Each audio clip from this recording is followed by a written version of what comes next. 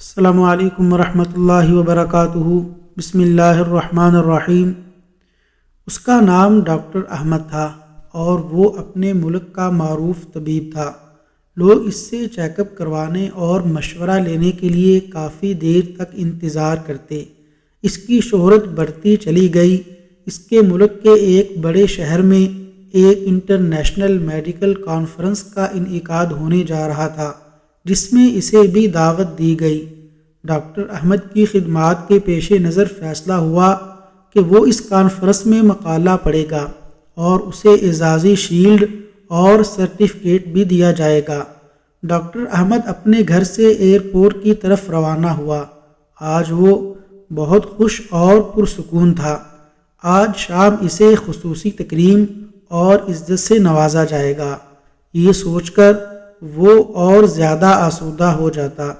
Airport پر معمولی checking کے بعد فوراً ہی وہ ہوائی جہاز میں سوار ہو گیا اور اس کی فلائٹ شیڈول کے مطابق پرواز کر گئی۔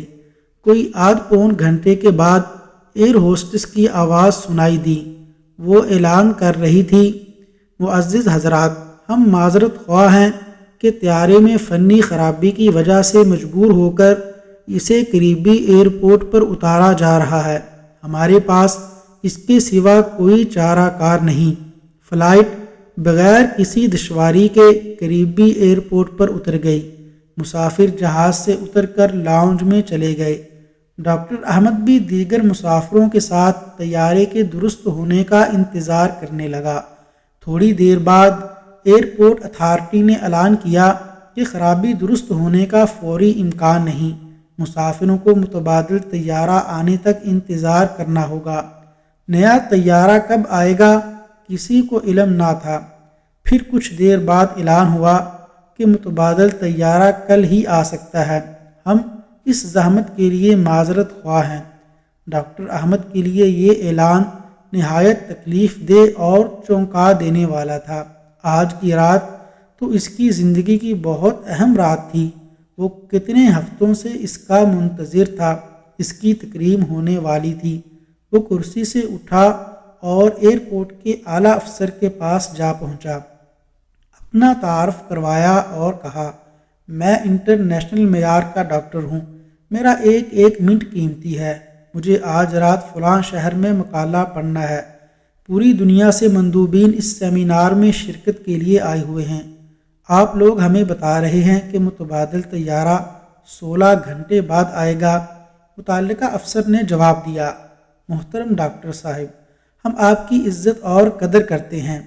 ہمیں آپ کی اور دیگر مسافروں کی مشکلات کا بخوبی اندازہ ہے، لیکن یہ ہمارے بس کی بات نہیں اور نہ ہی نیا طیارہ فراہم کرنا میری ذمہ داری ہے۔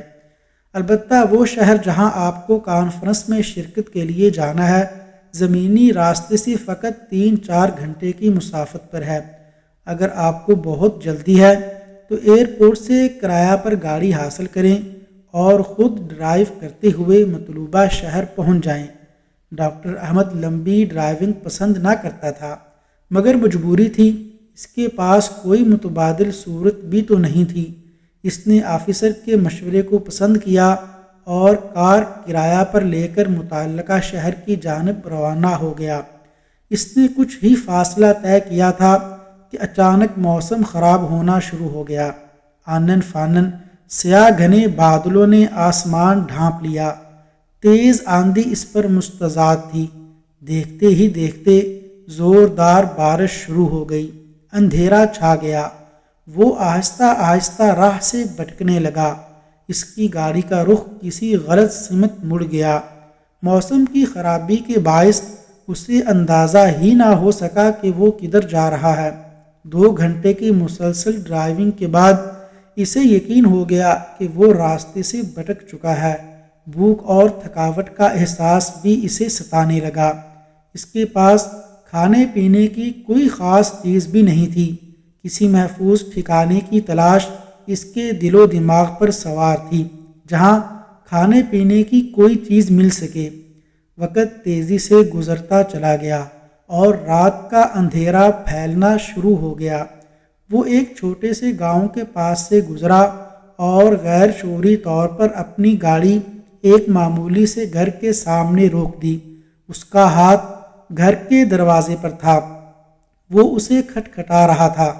اندر سے ایک بوڑھی عورت کی نحیف و ناتواں آواز اس کے کانوں میں پڑی، جو کہہ رہی تھی، بیٹا جو بھی ہو اندر آ جاؤ، دروازہ کھلا ہے۔ ڈاکٹر احمد گھر میں داخل ہوا تو دیکھا کہ ایک بوڑھی عورت متحرک کرسی پر بیٹھی ہے۔ ڈاکٹر نے کہا، اماں جی، میرے موبائل کی بیٹری ختم ہو چکی ہے، کیا میں آپ کا موبائل استعمال کر سکتا ہوں؟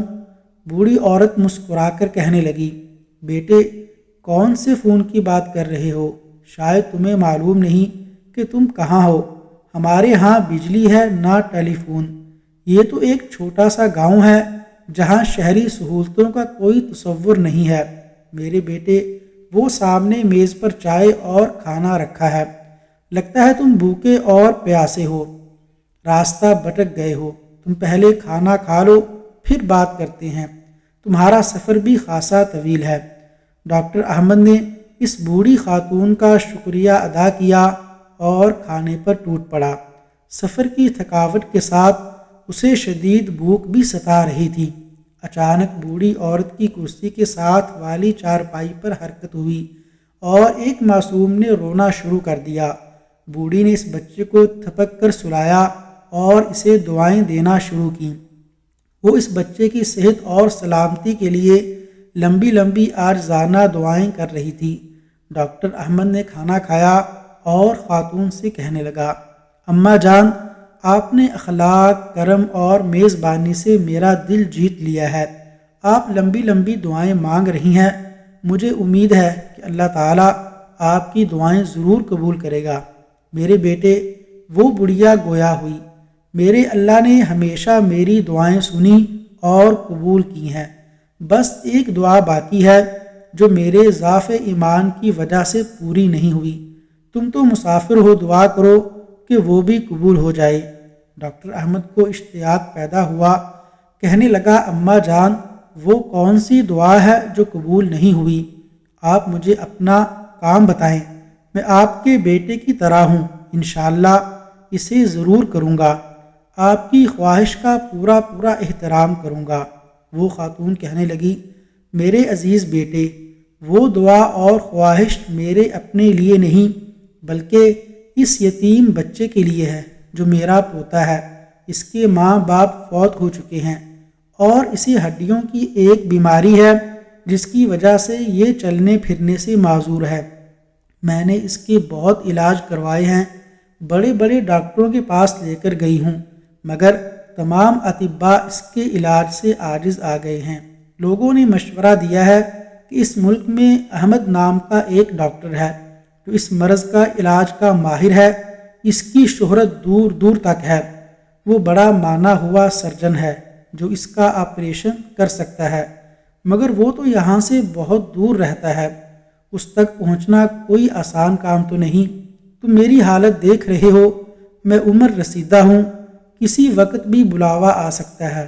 مجھے یہ فکر کھائی جا رہی ہے کہ میرے بعد اس بچے کی نگہداشت کون کرے گا، اس لیے میں ہر وقت اللہ تعالیٰ سے دعا کرتی ہوں کہ وہ کوئی سبب پیدا کر دے کہ میں اس بچے کو ڈاکٹر احمد کے پاس لے جا کر علاج کروا سکوں۔